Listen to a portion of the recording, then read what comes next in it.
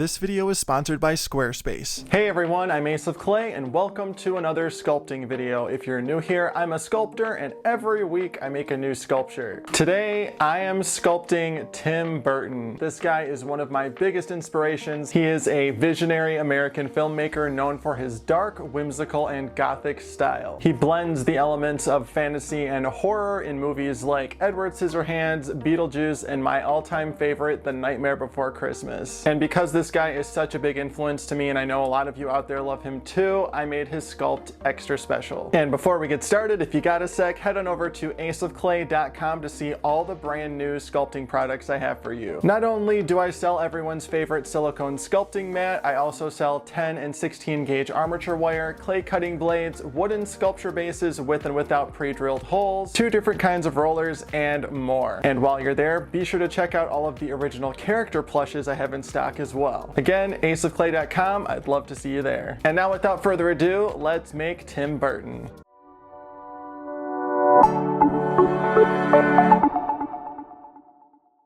Now I want this project to be extra special, so we're going to put Tim Burton in a fancy chair that looks like it's straight out of one of his movies.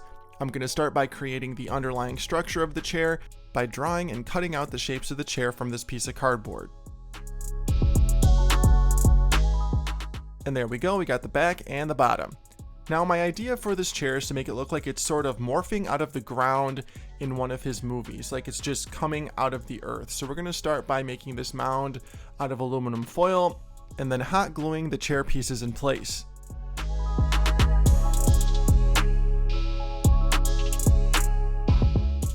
Once my cardboard pieces are set, it's time to make the arms of the chair with some 16 gauge aluminum wire.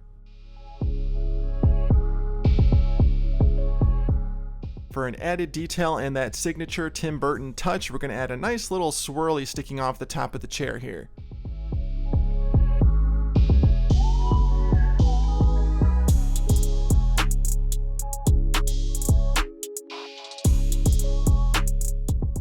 Now that the underlying structure of our chair is complete, it's time to start bulking out that aluminum foil area with some Bacon Bond and Super Sculpey Ultralight.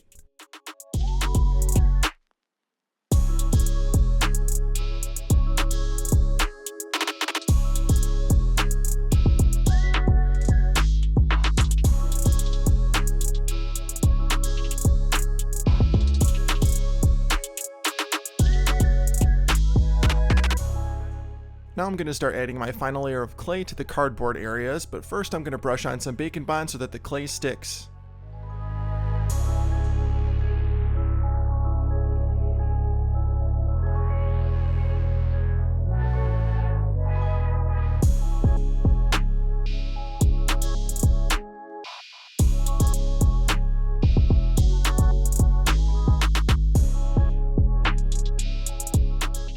Using cardboard as armature can work really well. You just have to make sure there's no air underneath the surface of the clay because you don't want any bubbling. Using Bacon Bond helps to prevent this. Another thing you need to think of when you're making larger pieces like this is you have to make sure that no air is getting trapped inside of the piece. For example, the bottom of my chair here is completely unfinished. It's just aluminum foil, so any air that gets trapped is going to come out through there. If you don't have an open bottom, you can always poke a hole in an inconspicuous area and the air will go out that hole and not try to bust through the surface of your sculpture. And then for this little swirly piece, I'm using cos clay so that it stays flexible. It's a pretty thin piece, so just want to be better safe than sorry.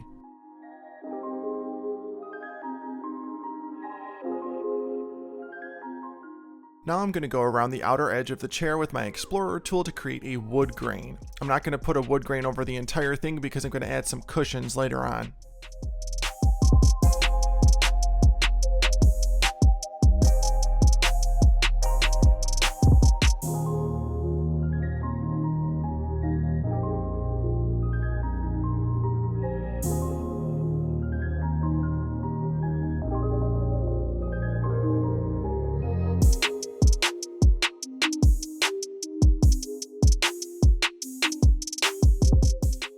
And our chair is ready for the first bake.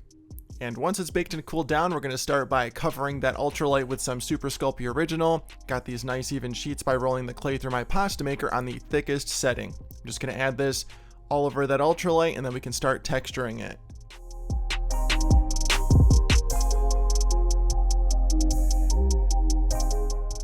Like I mentioned earlier, I want the chair to look like it's coming up from the ground, so I'm going to use some snakes of clay to create a ground texture that is reminiscent of the scenery and style of Tim's stop motion movies.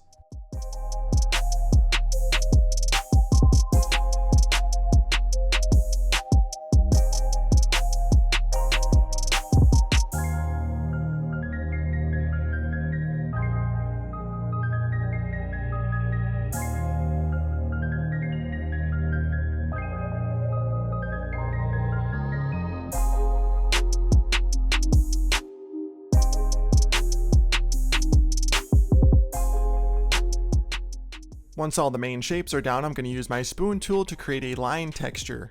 I'm just going to follow all the curves and contours of the shapes on the base.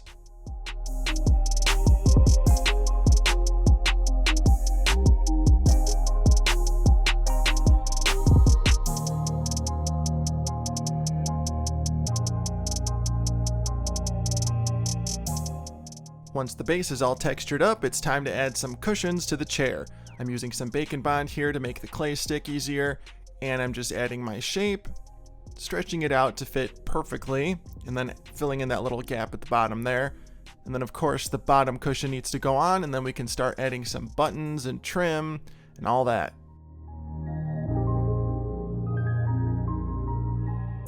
To create the look of buffeting, I'm using my large ball stylus to create an indent where each button is going to go.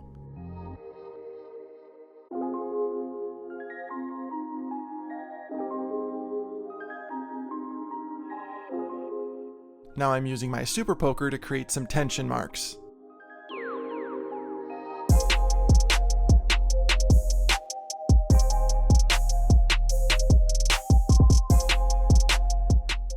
Now let's pop on the buttons. I want to make sure these are all uniform in size.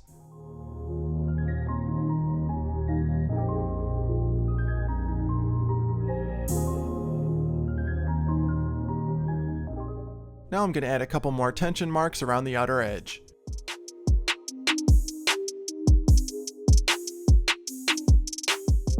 Now to finish it off, I'm going to add a little lip around everything.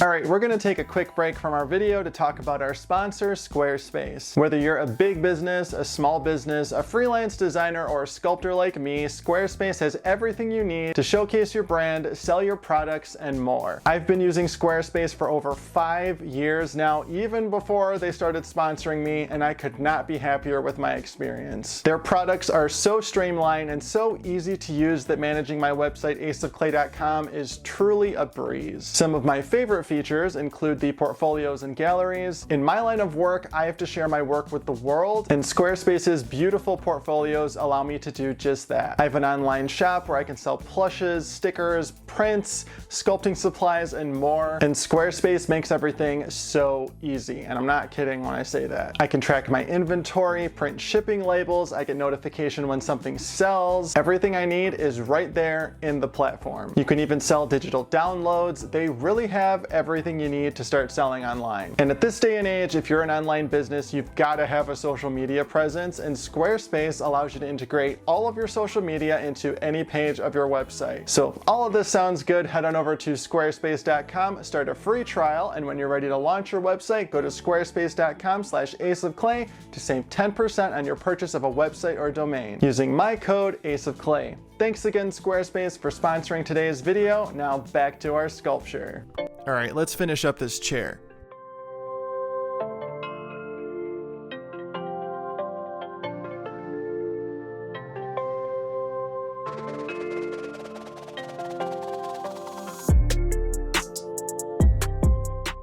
To add some more detail, I'm just going to use my super poker to create a line in the middle of that lip we just added.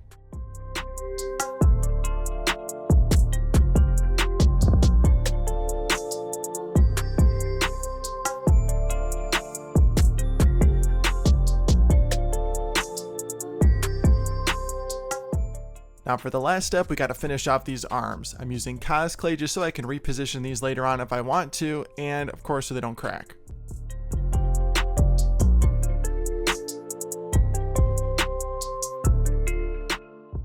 And let's cap it off with a little skull.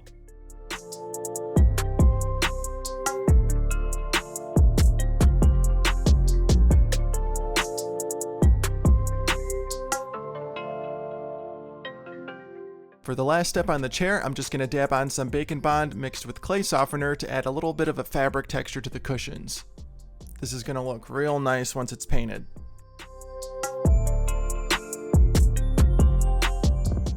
And we're just going to brush on some clay softener to that base area to remove any fingerprints and make everything look nice and smooth.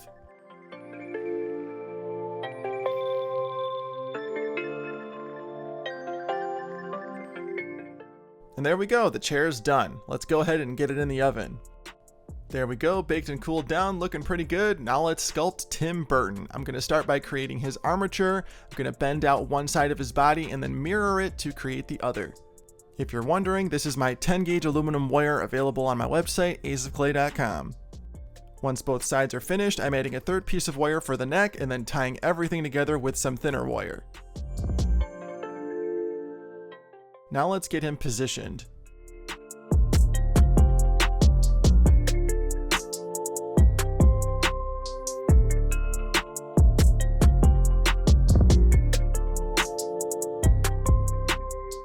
Alright, that looks about right. Want to give him a nice relaxed pose. Now that that's done, let's go ahead and bulk out his torso with some more ultralight. Brushing on some Bacon Bond first so that the ultralight sticks. And now let's shape out that torso.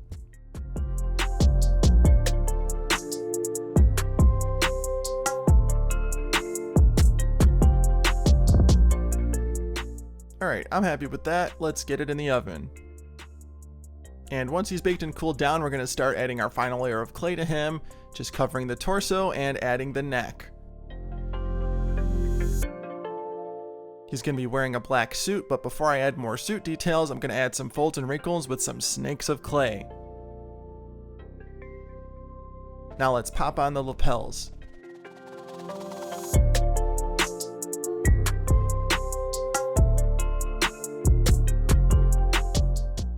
Now for some tiny buttons. Now I'm going to work my way down to the legs. I'm going to sculpt these out of cosplay again, of course, so they stay flexible and I can reposition them after he's baked if I need to.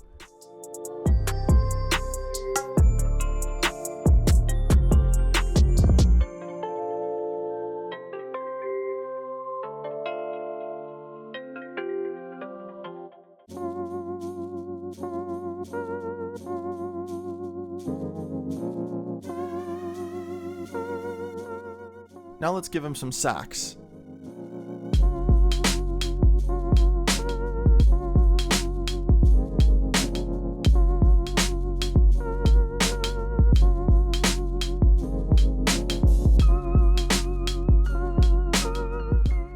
Now let's finish off the suit with one last button. And sit him down. And just as a nice little nod to the Nightmare Before Christmas, I'm going to give him Jack Skellington's bow tie. I'm going to sculpt this out of cosplay, pre-bake it, and then I'll glue it on later. It'll be much easier to paint if I don't attach it right now.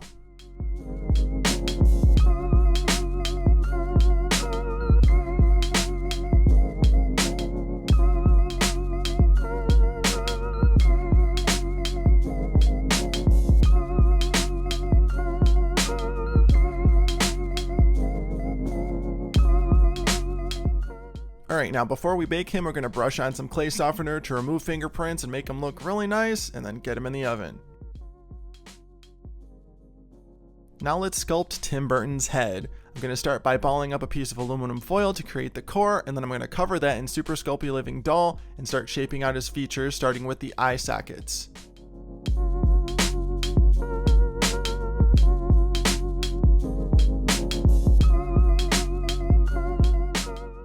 Now I'm going to add his eyeball and eyelids. Pre-baking the eyeballs really helps, but I don't have patience for that, so I just use raw clay.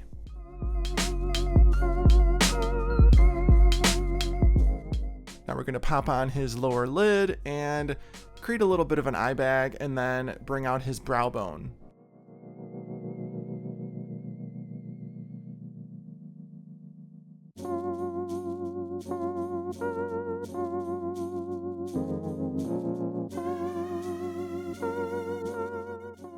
After creating the other eye off camera, we're going to use this teardrop shape to create his nose.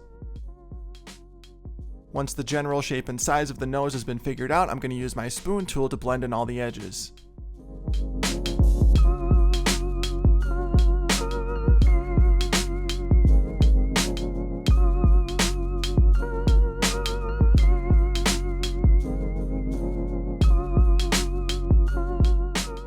Now let's poke out the nostrils with this tiny ball stylus. I'm poking it in and flaring it outwards.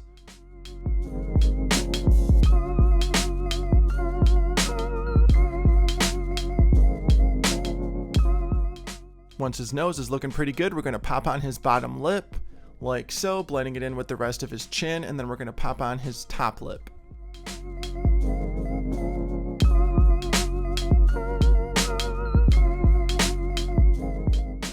Using my super poker, I'm going to press in a couple wrinkles.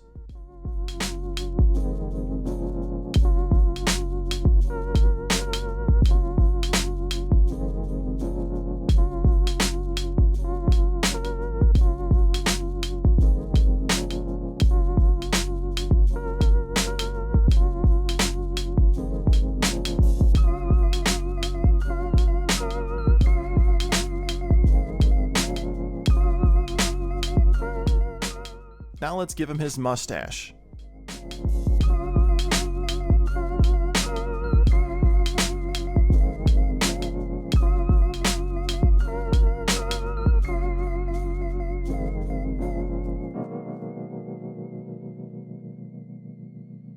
Now for his beard.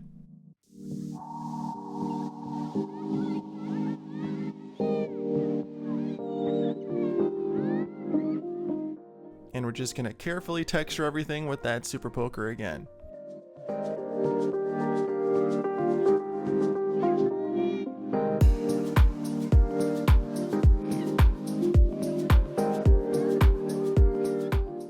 For the more stubbly areas, I'm just texturing the surface of the skin to look like hair. I'm not adding any clay to it. Now it's time for some ears.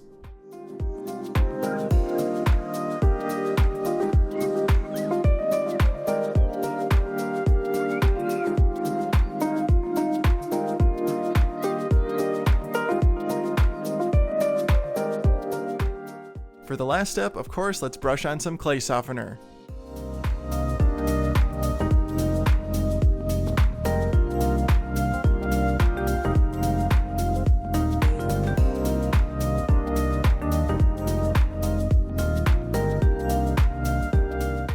Now moving back to his body. Once everything has been baked, we're going to add his arms, now again using some more cos clay, and we're going to bring out the shoulders a little bit.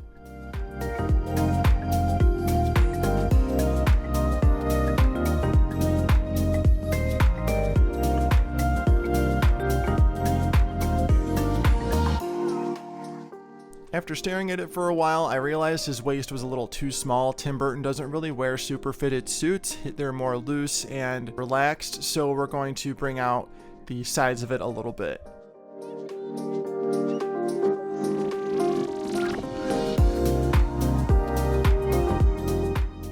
A great trick to blend in uncured clay with cured clay is to use some Bake and Bond and clay softener. Now for the hands, we're going to give him some simple, cartoony looking hands.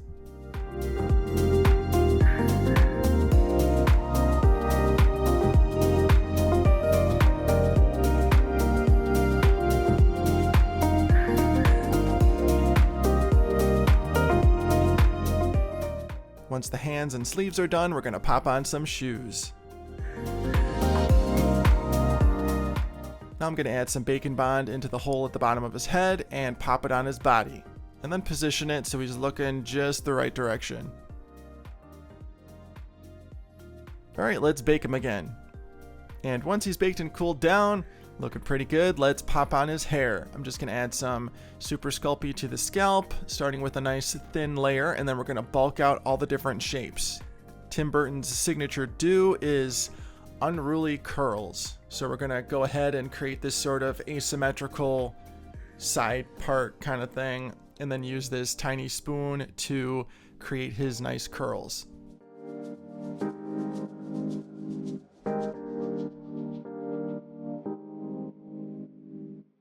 Once I have the main curl shapes figured out, I'm going in between all of them with my super poker to add some more detail.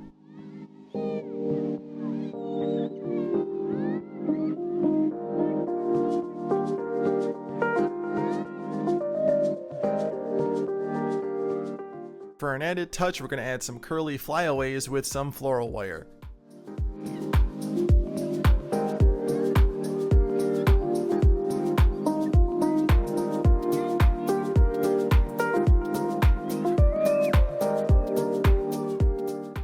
Once the hair is done, we're going to bake him one last time and then start painting. I'm going to start by painting the chair black.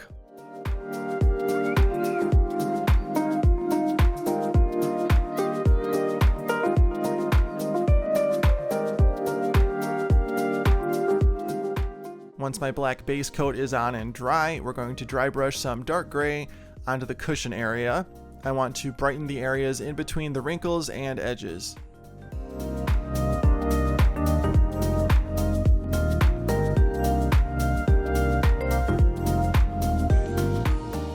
When you have just the right amount of half-dried paint on your brush, you can get away with swirling it around the surface like this to create a smooth airbrush finish. And yes, we're going gray on gray on gray on gray.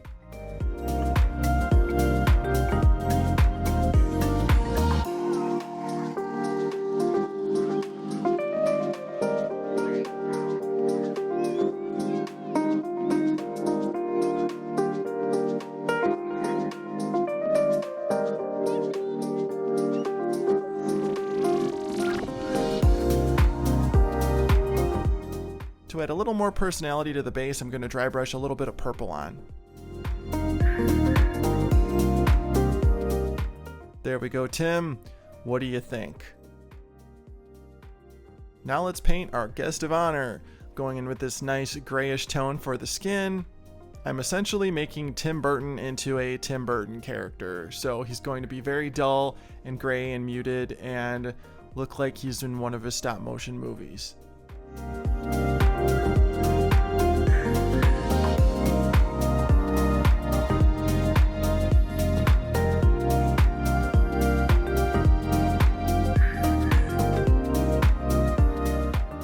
Once his skin base coat is on, we're going to add some highlights by dabbing on some lighter gray. And then we're going to go in and outline all of the details with some watered down darker gray. All of the colors I'm using on his face are mixed from that medium tone that I used for the base coat.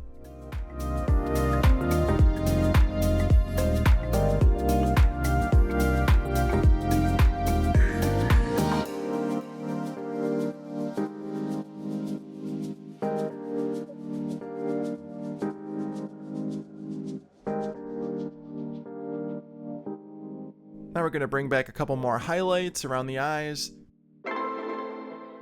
and then paint the whites of his eyes.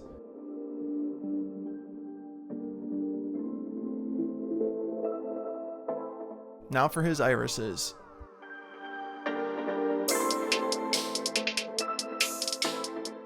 And my favorite part is this little reflection dot that really brings the eyes to life.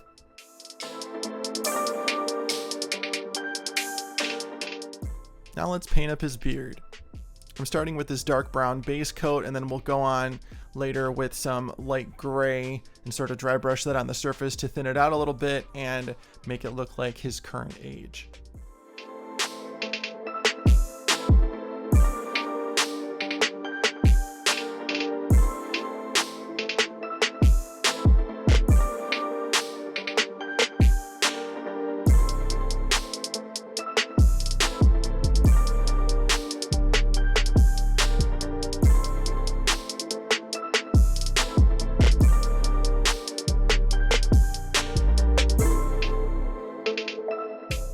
Dry brushing light colors on top of dark colors is seriously my favorite thing to do, aside from eating flaming hot Cheetos.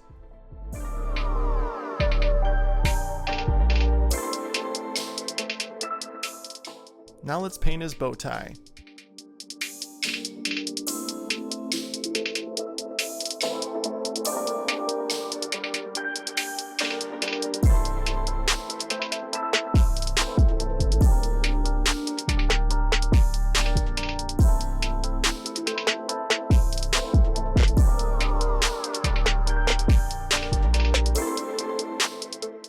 Now let's work our way onto his suit, starting with his button-up shirt. We're going to paint it gray and then paint the suit black, of course.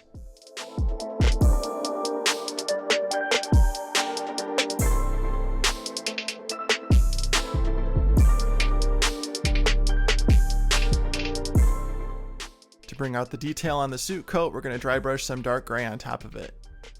Now let's super glue on his bow tie.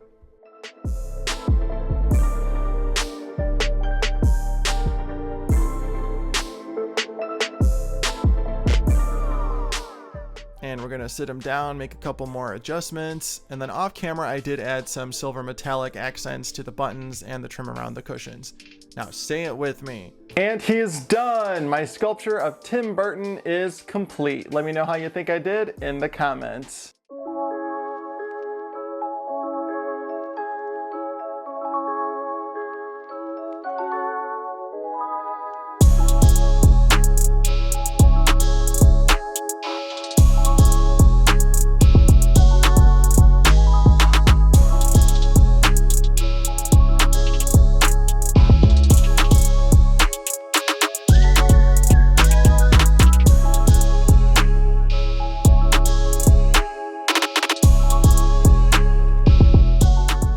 This sculpture was a very long time coming. I figured he fits perfectly in this icon series that I've been doing. I have Edgar Allan Poe, William Shakespeare, Salvador Dali, and now Tim Burton is joining the ranks, and I am so happy with how this thing came out. I'm so glad I made it extra special with the big throne behind him, his Tim Burton-y style throne or chair. I love that it looks like it's just like morphing onto the ground, and it's in the style of some of his stop motion works. And all in all, I'm so glad I made him, and I really hope you enjoyed watching it. And as always, thank you so much for watching and being here. Be sure to like, comment, and subscribe. Check me out on Facebook, Instagram, X, and TikTok at Ace of Clay, and I will see you in the next video. Thanks for watching.